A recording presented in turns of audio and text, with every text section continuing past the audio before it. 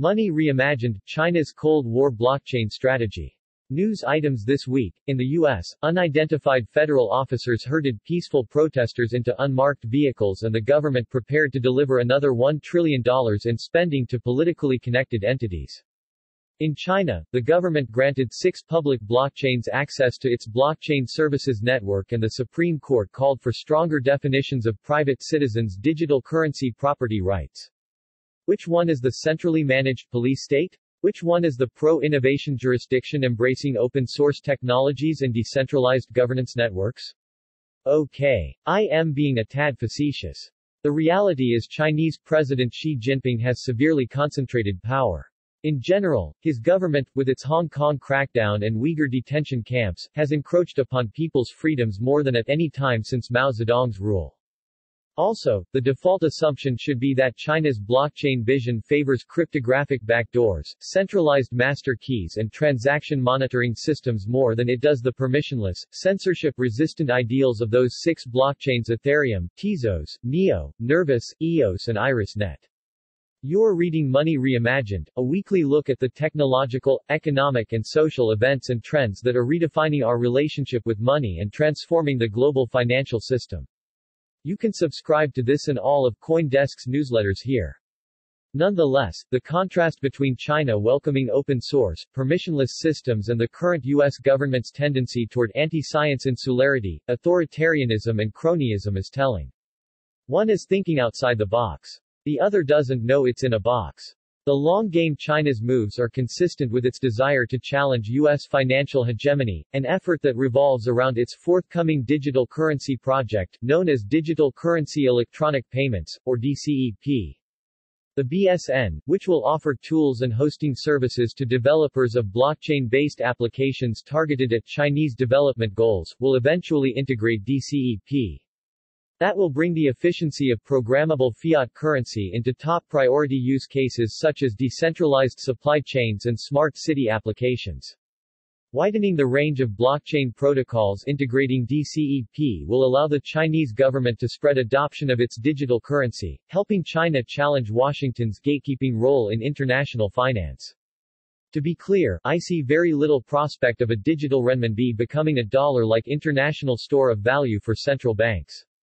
Rather, the DCEP's programmable qualities could render redundant the very need for a reserve currency intermediary in international transactions, allowing cross-border users to bypass the U.S. banking system. This comes as Chinese entities are seeking to avoid U.S. financial oversight in other ways. Ant Group, which runs Alibaba's Alipay mobile payments platform, this week announced its public listing will occur in Shanghai and Hong Kong but not New York. This is a big deal.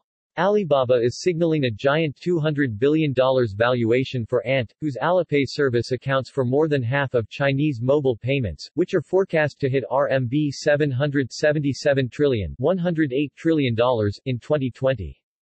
U.S.-based investors will now be denied access to this monster primary share offering. Why would Alibaba, which in 2014 held its own record-breaking $25 billion IPO on the New York Stock Exchange, take this step?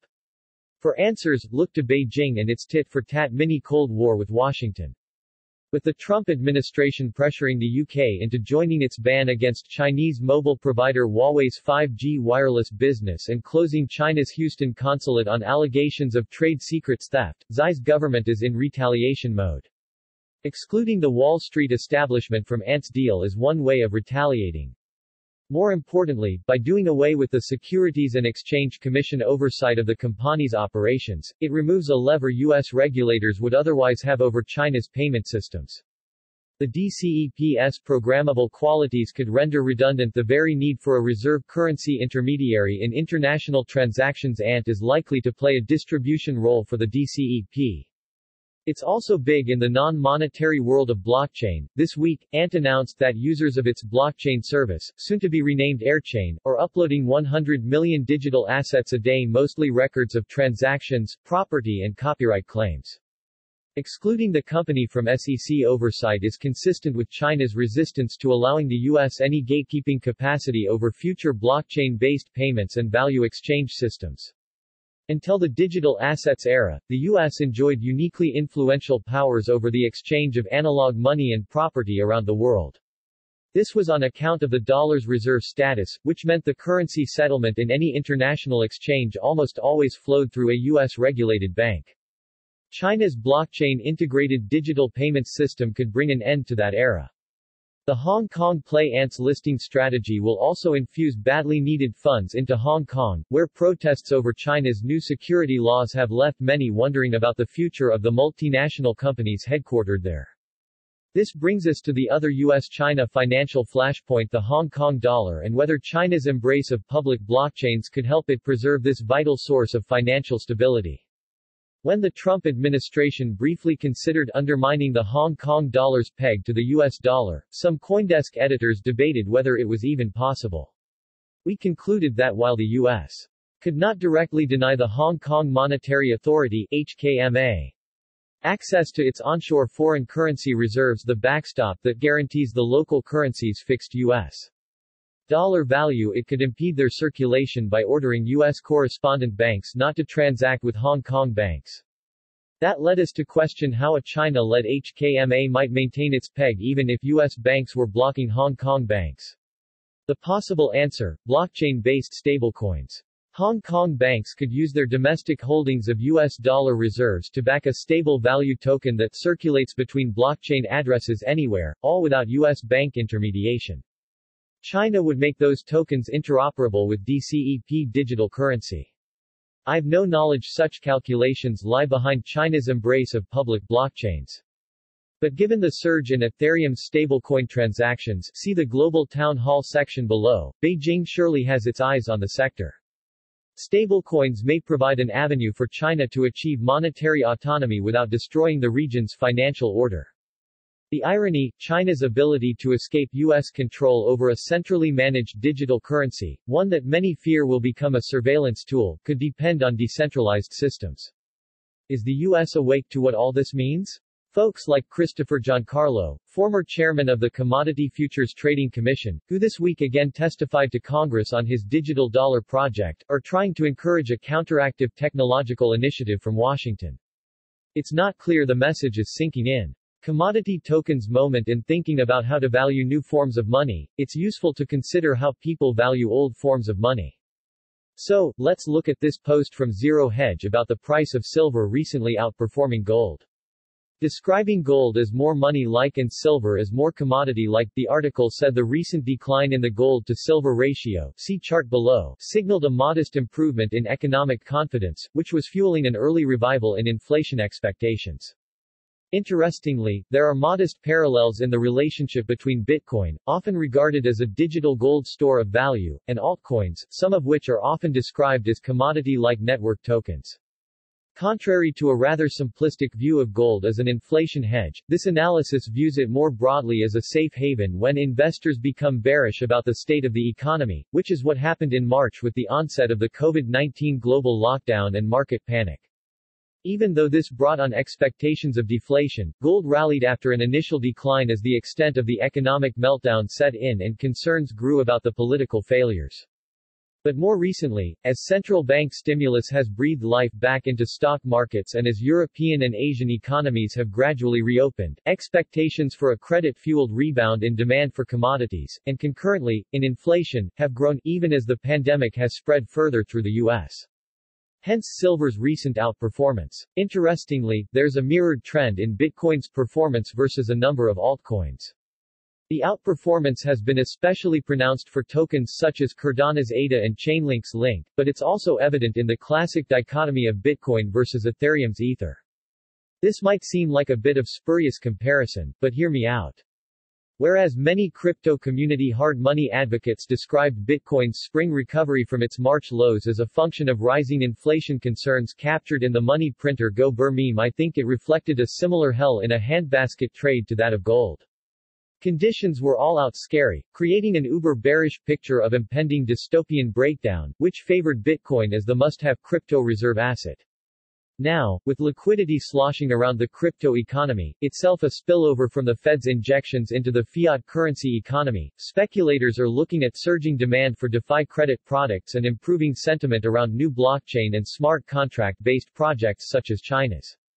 That's compelling them to buy Ether, the underlying commodity that fuels Ethereum's smart contract engines.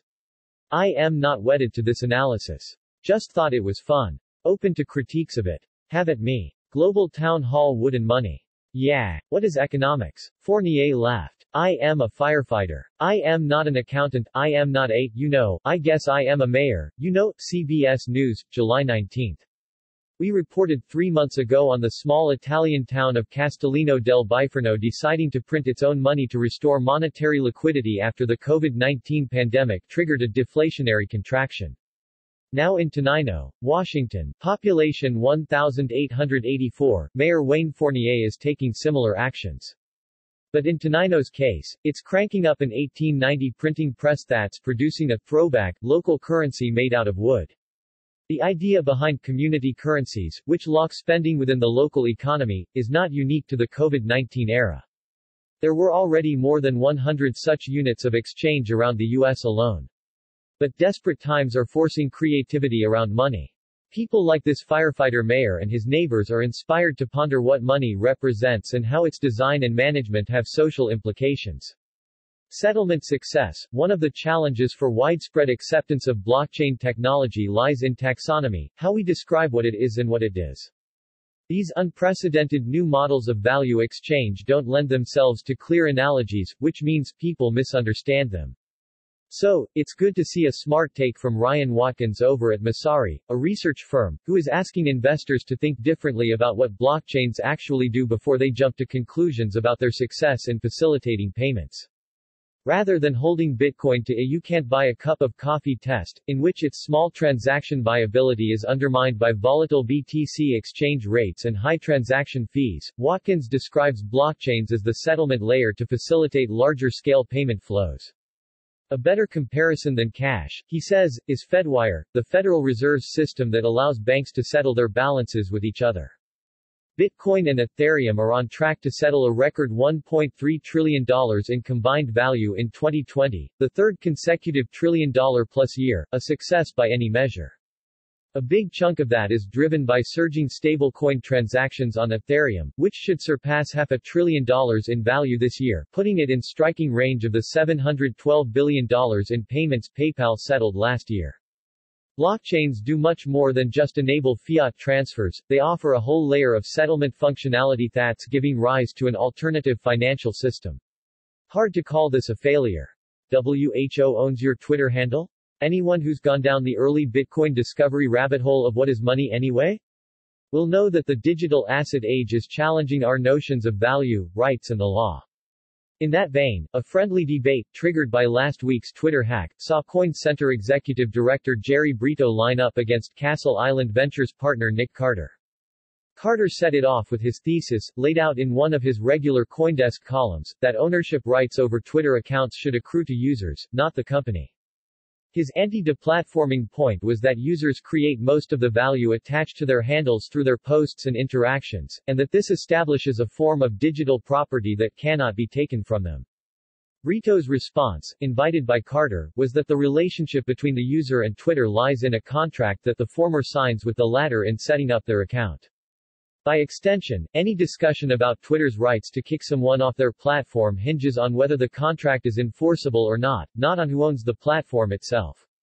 Whichever argument would win in court, the debate which was extended by Carter's rebuttal to the rebuttal on where else but Twitter helps frame the discussion about how to design a better social media platform. The bottom line, and both Carter and Brito agree on this, is that centralized social media platforms have done great harm. We are way past due for a model that gives users autonomy over their content and data, all attached to a clearly defined concept of self-sovereign, digital identity. Relevant reads banks in U.S. can now offer crypto custody services. Regulator says big news for the crypto industry. Banks are now allowed to provide digital asset custody services.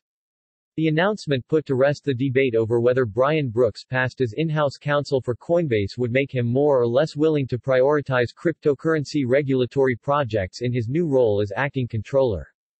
Nikhilesh De reports. Wyoming-based Avanti to open in October with a new bank-issued digital asset. Wyoming is ahead of the USOCC's curve.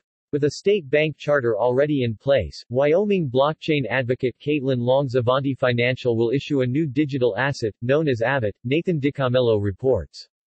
Long argues a bank charter is necessary to ensure that digital assets such as stablecoins have all the power of immediate settlement programmable money, a topic Money Reimagined is a little obsessed with, as indicated by this shout-out in Long's explanatory tweet thread.